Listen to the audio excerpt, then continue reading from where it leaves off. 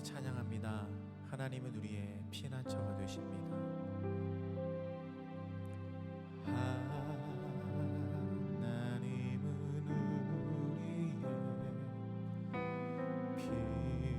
우리의 피난처가 되시며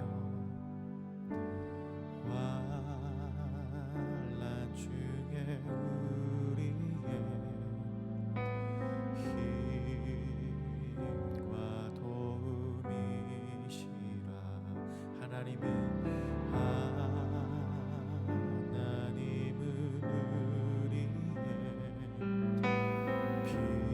우리의 피난처가 되시며 환난 중에 우리의 힘과 도움이시라.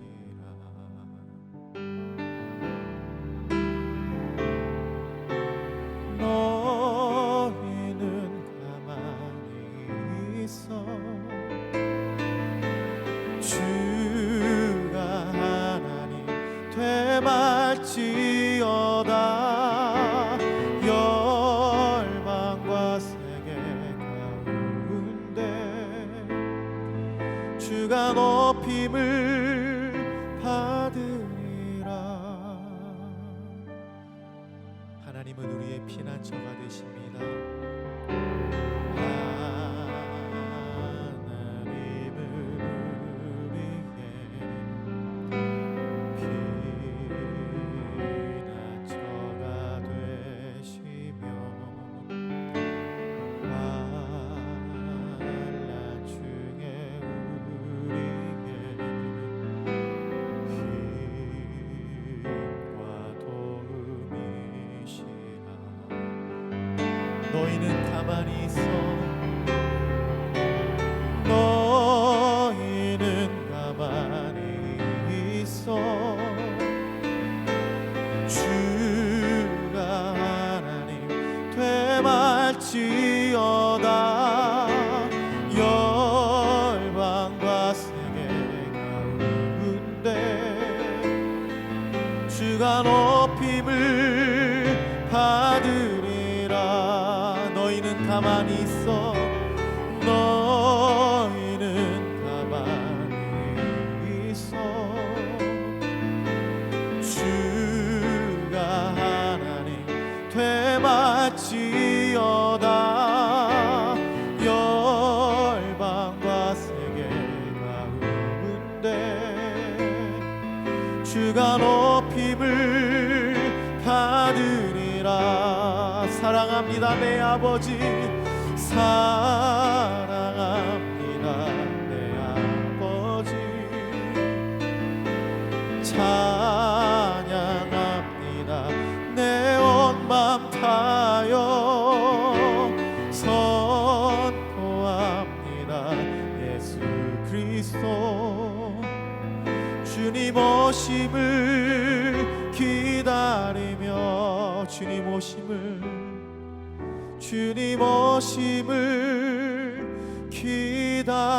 기다리며.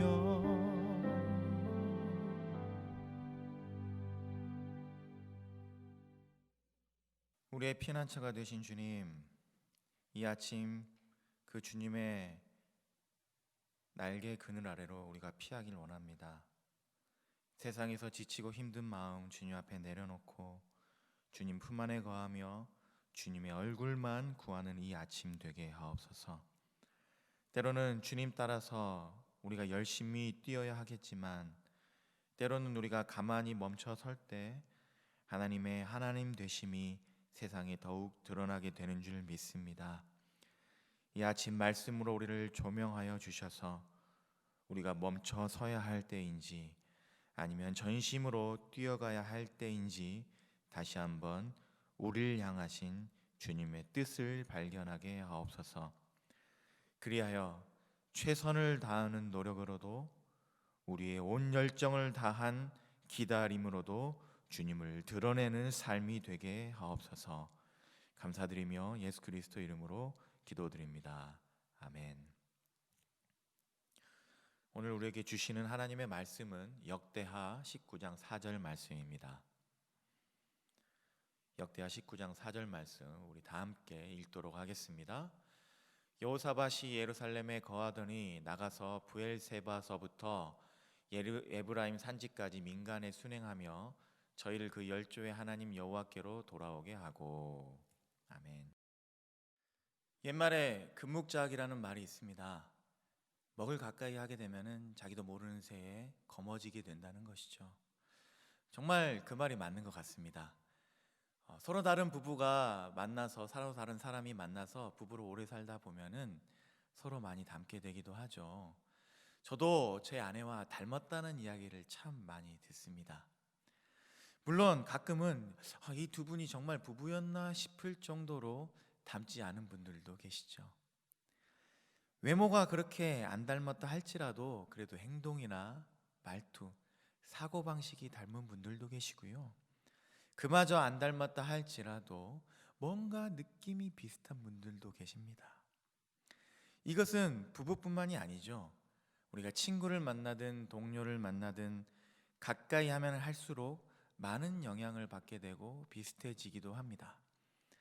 그래서 어른들께서는 늘 사람을 잘 만나야 한다고 말씀하셨던 것 같습니다. 누구를 만나느냐가 내 모습의 많은 부분을 결정하게 되기도 때문이죠. 그런 측면에서 오늘 본문의 주인공인 남유다의 왕 여호사밧은 굉장히 좋지 않은 만남을 선택했습니다. 바로 북이스라엘의 왕 아합이었습니다. 물론 원래는 두 나라가 하나였으니 가까이 지내는 것은 좋은 일일 수도 있겠죠.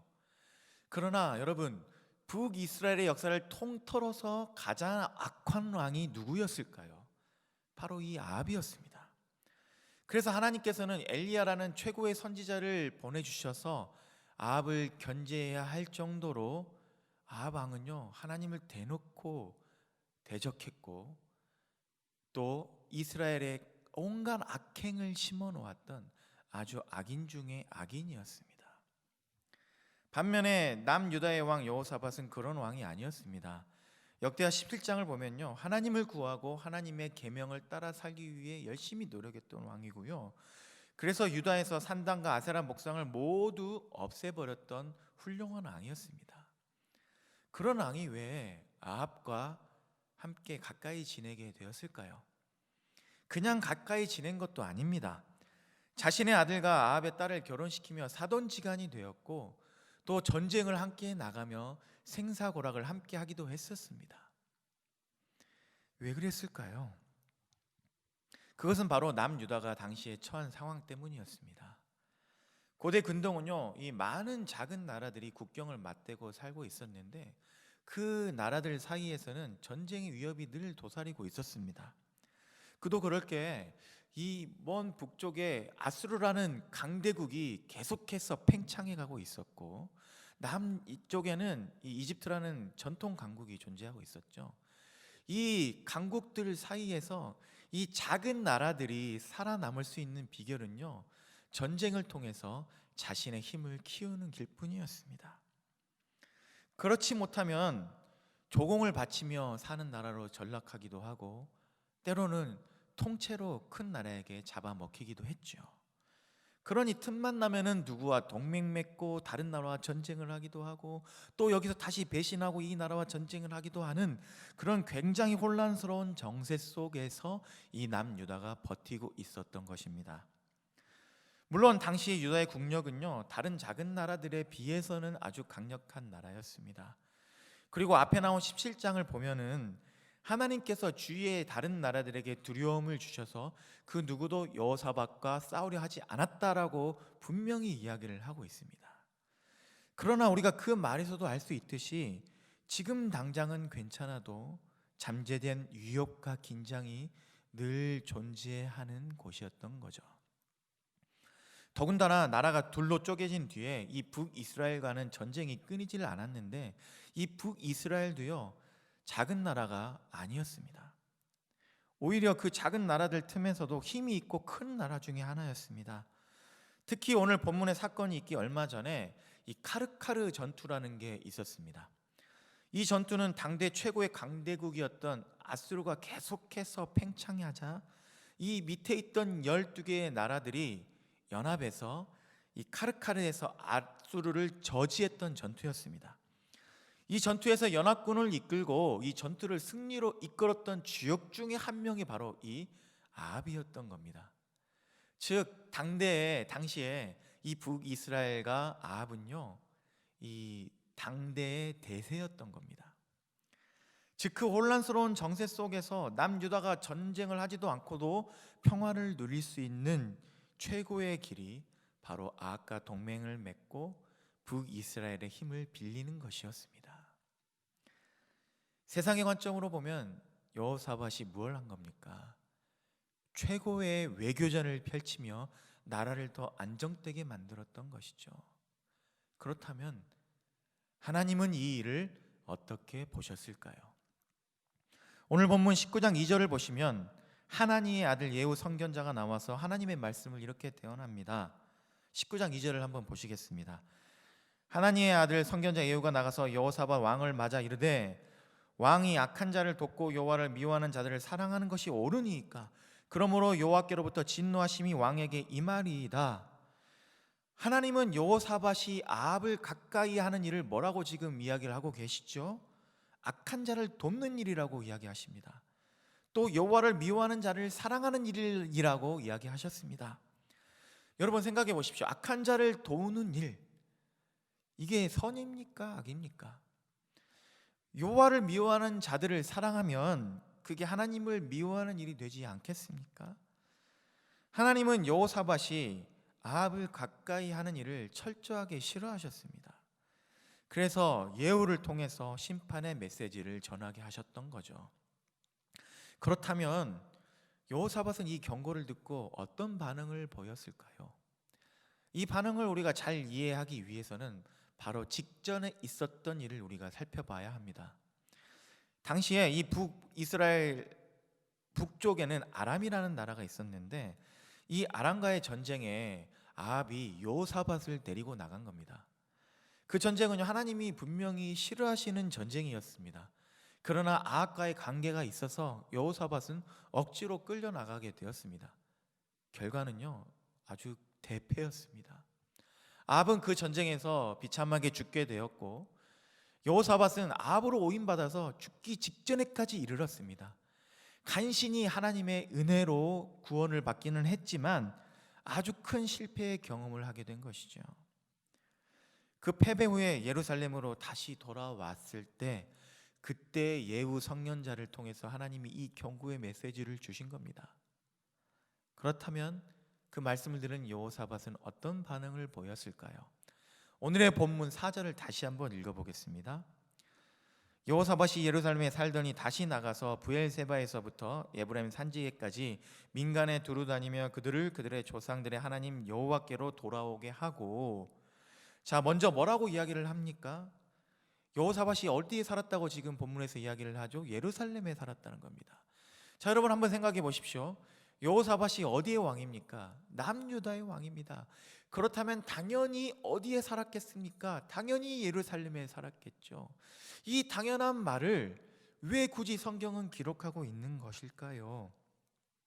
그것도 하나님의 경고를 들은 직후에 어떤 반응을 보였다 이런 말 전혀 없이 여호사밧이 가장 먼저 한 일로 예루살렘에 살았다라는 말을 남겨놓았을까요? 더군다나 이 사절을 자세히 보시면요, 예루살렘에 살더니 다시 나가서라고 이야기하면서 이 예루살렘에 산 게 아니라 다시 나가서 한 일들을 더 중요하게 설명을 하고 있습니다.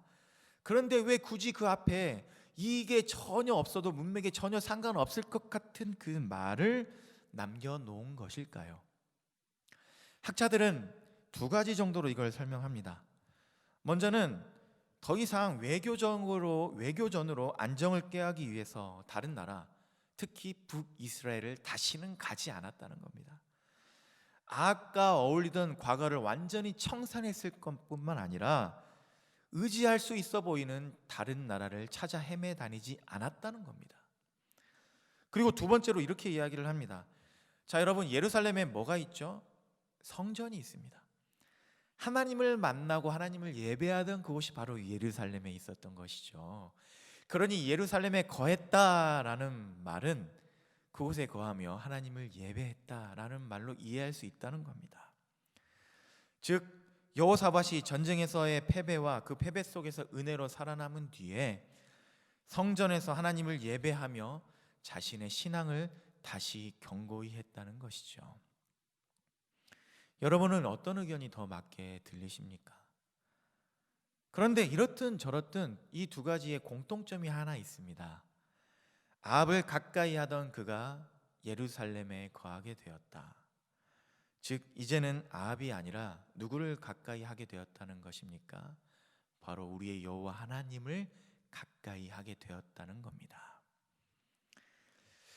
우리들에게 어려운 일이 생기면요, 그 일을 해결하고 그 어려움 속에서도 우리가 살아남기 위해서 방법을 찾아다니고 사람들을 찾아다닙니다. 어렵고 힘든 일일수록 우리가 많은 사람들을 만나서 많은 일들을 타결하고 또 새로운 아이디어도 만들고 그들에게 도움도 구하고 그러면 우리 스스로가 그 어려운 일 속에서 어떻게 느끼겠습니까? 아, 이렇게 해결할 수 있겠구나. 이렇게 도움을 구하면서 이렇게 살아날 수 있겠구나. 이렇게 할 수 있겠구나. 그렇게 느끼지 않겠습니까? 그런데 세상의 눈으로 볼 때 우리가 그렇게 찾아다니다가 최고의 솔루션을 찾았다 할지라도 그 해결책이 당장은 나에게 큰 유익을 주는 것처럼 보인다 할지라도 하나님이 그 일을 기뻐하시지 않을 수 있다는 것입니다.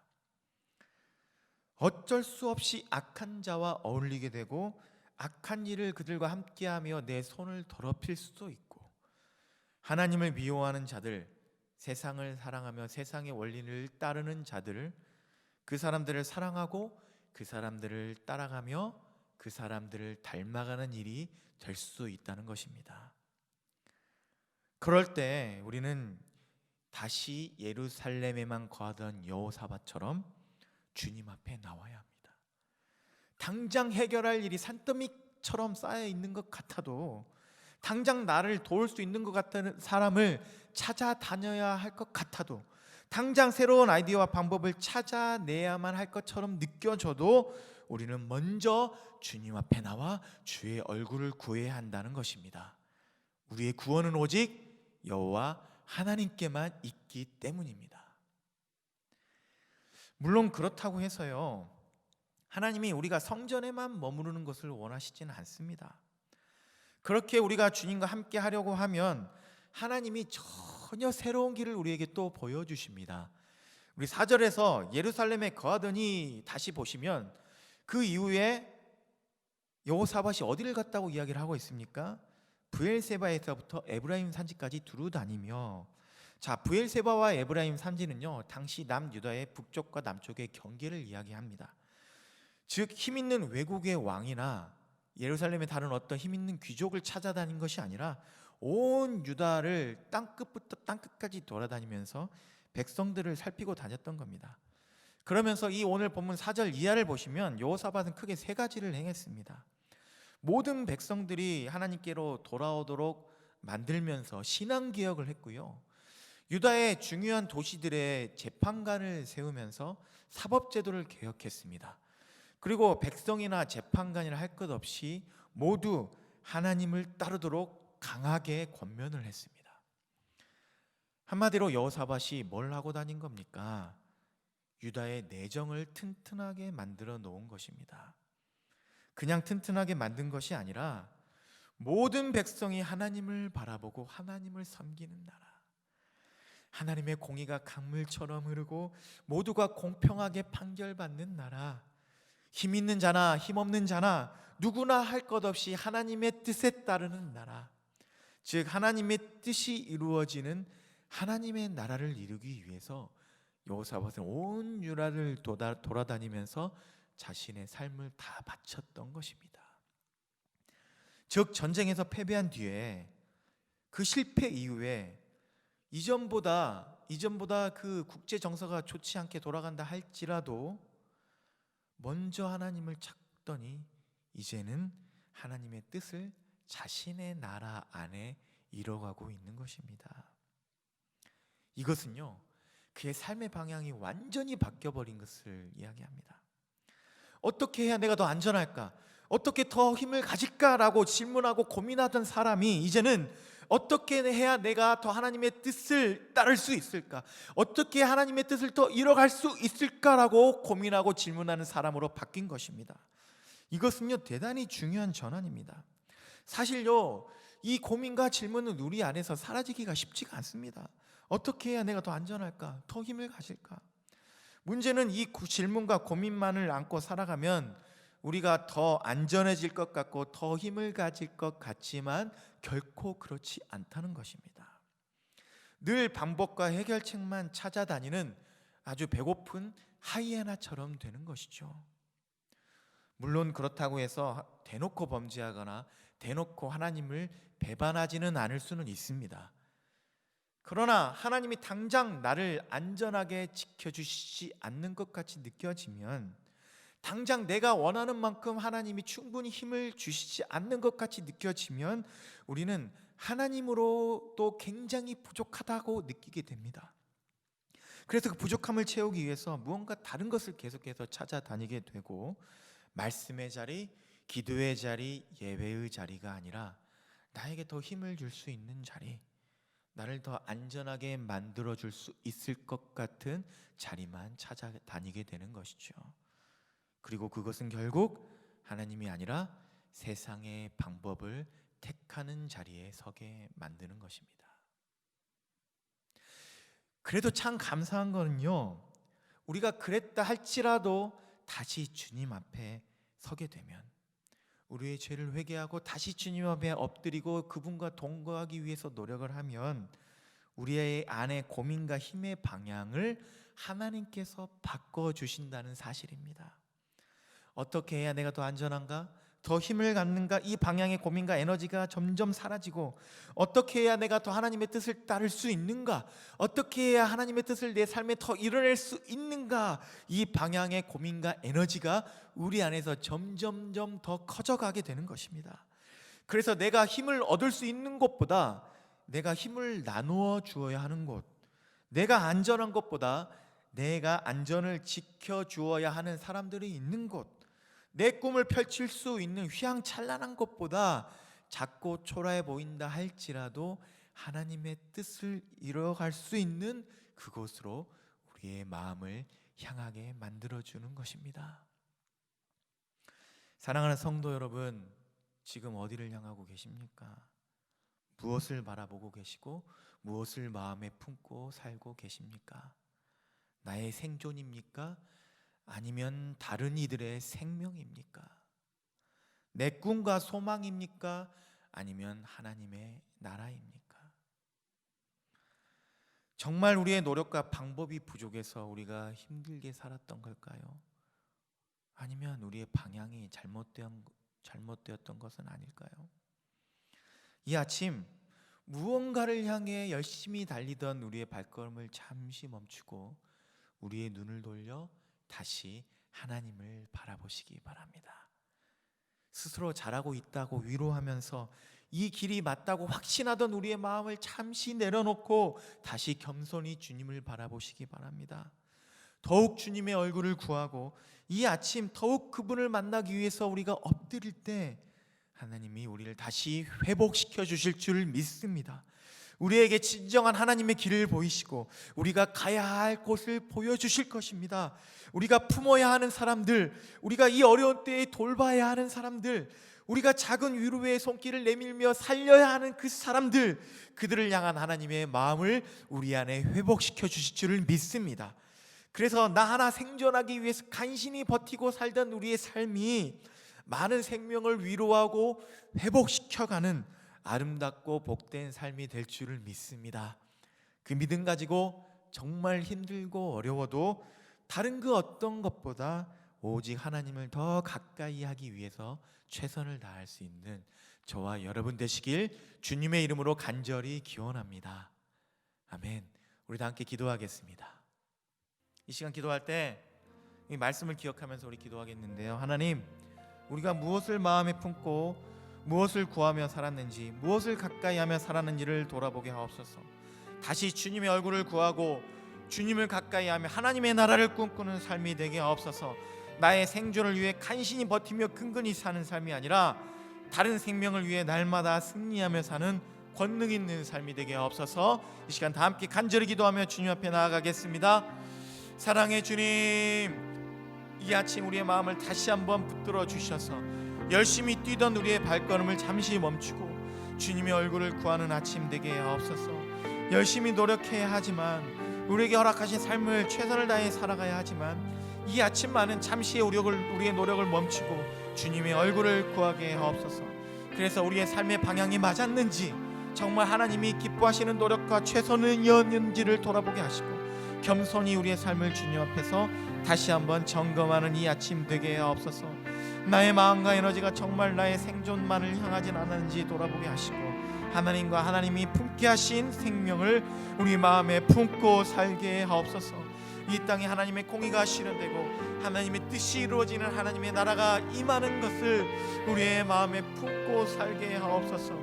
하나님이 우리에게 허락하신 삶은 내 생존하나 간신히 붙들고 근근히 사는 삶이 아닌데, 그 삶을 꿈꾸었던 우리들을 용서하여 주시고 수많은 생명들을 마음에 품고 그들을 회복시켜가는 아름다운 삶을 다시 한번 꿈꾸게 하시고 그 삶을 살아내는 우리들 되게 하옵소서. 이를 위해 더욱 주님의 얼굴을 구하며 주님을 더욱 가까이 모시는 우리를 되게 하옵소서. 주님보다 더 원하고 더 가까이 했던 모든 것들을 내려놓게 하시고 주님만 더욱 사랑하는 이 아침 되게 하옵소서. 그래서 내 스스로 사는 인생이 아니라 하나님이 살게 하시는 인생임을 다시 한번 고백하며 두렵고 떨리는 하나님이 세상 속에서도 주님 바라보며 승리하는 우리들 될 수 있도록 역사하여 주옵소서. 우리 계속해서 한 가지만 더 기도하고 개인 기도의 시간을 갖도록 하겠습니다. 이 땡스기빙 연휴를 맞이해서 우리 안에 고민이 있는 감사가 시작되길 원합니다. 이 시간 기도하실 때 주님, 우리의 상황을 넘어선 진실한 감사가 우리 안에 시작되게 하시고 나의 감사를 통해 우리 모든 식구들, 주위의 이웃들 마음 안에도 감사가 시작되게 하옵소서. 우리 마지막으로 간절히 기도하겠습니다. 주님, 우리 안에 고민 있는 감사가 시작되게 하옵소서. 입술의 감사를 넘어선 진실한 감사가 우리 안에 시작될 수 있도록 성령 하나님 우리 안에 충만히 임하여 주옵소서. 이미 우리 삶 속에 허락하신 하나님의 풍성한 은혜를 다시 한번 발견하고 기억하는 우리들 되게 하여 주셔서 우리 안에 감사가 넘치게 하시고 그 감사를 통해 우리 식구들 안에, 우리의 이웃들 안에 진정한 감사가 시작되게 하옵소서. 이번 연휴는 그 어느 때보다도 마음이 힘든 연휴로 지내는 분들이 많이 계십니다. 만날 수 없고 함께 할 수 없어서 외로운 분들도 많이 계시고 도움이 필요하고 위로가 필요한 분들도 많이 계십니다. 사랑의 마음으로 그들을 돌아볼 수 있는 우리들 되게 하여 주셔서 우리의 작은 마음과 사랑으로 그분들 안에 작은 감사가 시작될 수 있게 하옵소서. 나만의 감사로 끝나지 않게 하시고 모두의 감사가 될 수 있도록 그들 안에 감사의 마음이 전달되게 해주게 하시고 우리가 더 고민하는 시간 되게 하여 주셔서 그 고민이 고민으로만 끝나지 않고 우리 모두가 감사하며 주님께 영광을 올려드리는 시간 되게 하옵소서. 오늘 하루도 감사하며 감사를 전달하는 자들로 살아갈 수 있도록 우리의 입술을 주장하여 주시고 우리 마음속에서 원망과 불평은 성령의 불로 태워 주시옵소서. 감사의 찬양이 우리 마음 깊은 곳에서 늘 흘러넘칠 수 있도록 우리를 새롭게 하여 주옵소서. 주님 감사합니다.